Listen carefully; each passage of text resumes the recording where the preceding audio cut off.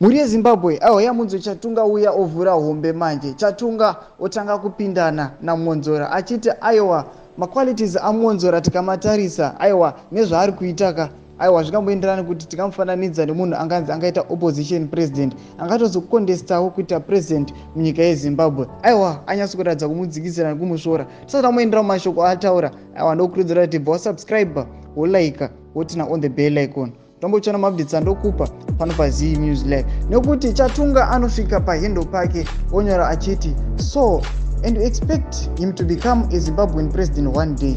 iZimbabwe ipi iyoyo? Saka ari kurifera kune nyaya yaMwonzora. Tikuona kuti Mwonzora pane nyaya inobva yategewa kana kuti inobva yapostewa na iye chatunga iri kunzi Mwonzora has been accused of neglecting his 9-year-old son with ex-lover Gertrude Chuma. Saka ndo nyaya yari kumukondemera. Saka chiendera mberi inonzi the revelation came light during a court hearing before Harare magistrate Minal Naratam.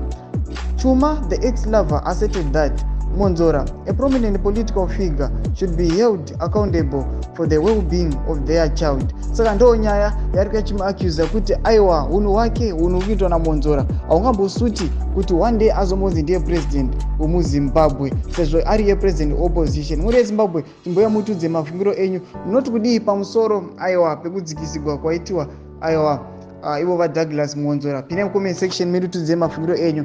Musakangana kusubscribe, kulike, wajotina on the bell icon. Tunambochana mabdits andokupa pano paZii News Live.